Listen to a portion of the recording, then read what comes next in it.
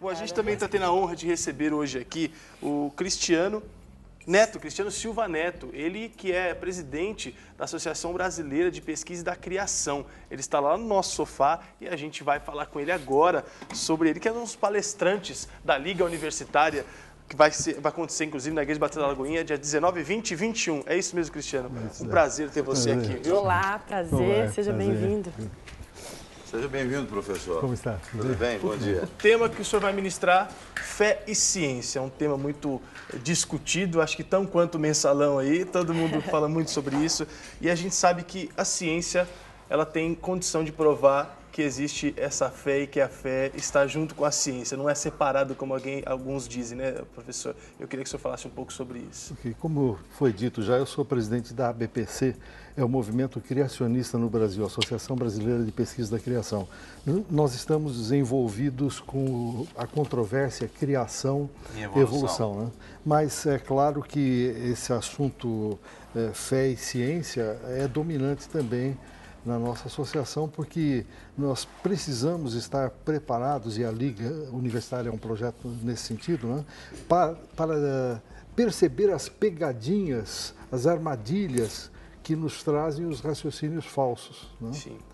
Então, quando nós falamos em fé e ciência, essas coisas têm que estar lado a lado, porque se nós estamos falando de fé genuína e ciência verdadeira, não há outra possibilidade. É claro que nós sabemos que existe uma porção de outras crenças que existem aí, né? Tentativas do homem de se relacionar de alguma forma com uma entidade superior.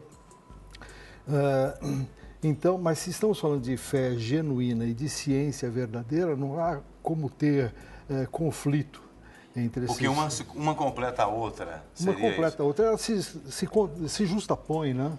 Há campos em que as duas operam e há campos em que as duas Inclusive, estão o separadas. cientista ele tem que ter muita fé naquilo que ele está fazendo, porque se ele busca uma pesquisa, ele está indo atrás daquela resposta, porque ele crê naquela resposta.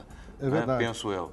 O problema principal hoje é que o cientista, como todos nós, ele é um homem ou mulher com suas paixões, seus pontos de vista, seus preconceitos, suas fraquezas. Né, suas fraquezas.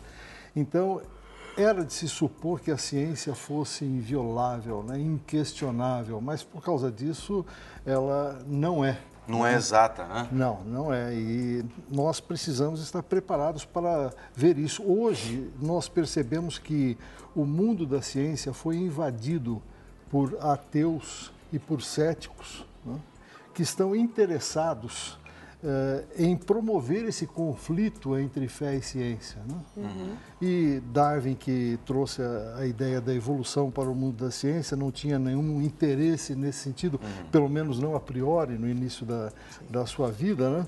Mas hoje nós vemos que as ideias evolucionistas têm sido trazidas por essas correntes contra a fé inseridas no mundo da ciência para promover esse conflito. Né? No nosso entender, a teoria da evolução é falsa ciência, é pseudociência. Não deveria estar nunca. Então, já que o senhor falou de Darwin, professor, basicamente a teoria da evolução, pelo menos até onde a gente ouve falar e estuda, é aquela questão da evolução do homem que veio dos primatas e etc. e tal. A gente ouviu dizer, não sei se isso é verdade, de repente o senhor tem aí uma resposta, de que Darwin, no final da vida dele, o senhor disse que no início, pelo menos, ele não começou com essa ideia de contrapor religião e ciência. Mas eu já ouvi dizer que no final da vida dele, ele reconheceu a existência de Deus, a questão da criação. Isso é uma verdade? Ou Infelizmente, não é verdade. Andou um e-mail por aí, sendo espalhado, né, dizendo que o Darwin tinha reconhecido, tinha se arrependido no final da sua vida, mas os próprios familiares hoje vivos, né, vieram a público dizer que isso não é verdade, né? E nós temos depoimentos de Darwin, cartas que ele escreveu, né, onde ele diz o seguinte: para mim a ideia de Deus está cada vez mais nebulosa, né? Não consigo mais ver verdade nisso. Deixa eu só trazer aqui à tona, a gente está falando de um tema fé e ciência, que é um tema que o professor, inclusive, vai falar no Congresso da Liga Universitária, que começa hoje à noite. Hoje à noite o pastor Gustavo Bessa estará falando lá palestrando para todos que comparecerem na Igreja Batista da Lagoinha. Amanhã, a sexta-feira, o pastor Richard Guerra também traz um tema interessantíssimo lá na igreja. E no sábado terão oficinas durante todo o dia, workshops para falar sobre esse assunto, mesas redondas, como está sendo chamado, né? O professor, inclusive, é um dos que vai conversar sobre esse assunto. E à noite, fecha-se com o pastor Lucinho Barreto, lá no culto da mocidade, também lá pela noite. Então, você quer participar, é sobre esse congresso que nós aqui estamos falando. Professor, a gente sabe que essa teoria da evolução e do criacionismo, elas batem de frente, mas é claro que o criacionismo ele tem um fundamento da fé e Deus se prova por si só. Eu conheço um companheiro seu de trabalho, que é o professor Adalto Lourenço, Sim. que também defende de uma maneira muito veemente aquilo que Cristo revelou através dos séculos. O que eu queria trazer para o senhor, perguntar, existem algumas situações concretas, o senhor poderia pontuar para a gente, por exemplo, algumas dúvidas entre o evolucionismo e o criacionismo que o senhor poderia assim, trazer para a gente, só para a gente ter uma pincelada do que vai ser dito, inclusive, lá no Congresso? Eu queria fazer uma pequena correção aí no que você falou, que o criacionismo ele tem um lado mais voltado para a fé do que para a ciência, né? É o contrário. Os criacionistas são cientistas que investigam Sim. a natureza pela observação da natureza, dos fatos científicos, dos trabalhos já produzidos pelos cientistas, né? E a conclusão é que a natureza nos fala uma linguagem exatamente igual à da narrativa da criação nas Escrituras. Então, nós trazemos de lá para cá e não daqui para lá. É a fé comprovada, o que fortalece muito. Como? Talvez a fé é comprovada pela ciência? Seria? Nós diríamos que, é claro que assuntos propriamente de fé, não, né? Por exemplo, se Jesus Cristo era o Filho de Deus ou não era, isso é um assunto de fé, né? É um assunto da fé. Mas eu diria que, por exemplo, a existência de Deus não é uma questão de fé, né? E a própria Bíblia nos assegura isso quando ela diz que as provas estão visíveis na criação. Romanos 1 fala disso. É como se alguém olhasse para isso aqui e dissesse, esse mural que está aqui, né, não foi ninguém que fez, ele surgiu por acaso, né? Não, o mural que está aqui, né, é testemunha de que alguém o fez. O que o senhor está dizendo é que a ciência prova, a ciência criacionista prova a existência de Deus muito mais do que a fé.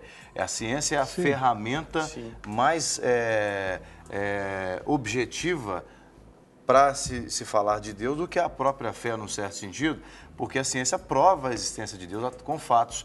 Né? A natureza está aí, né? E o próprio ser humano. Né? E eu vou outra pergunta, professor. O senhor poderia citar alguns exemplos da questão que nós estamos falando aqui, no que a ciência mostra claramente que a fé ela é notória? Olha, ciência, nós precisamos fazer uma distinção aqui na ciência e no conceito de ciência, né? Porque ciência vem de uma palavra latina muito parecida, scientia, né? Que significa conhecimento, né? E conhecimento se pressupõe verdadeiro, né? Agora, nós temos visto um discurso aí no meio científico de que a ciência é meio mutante, né, e tal,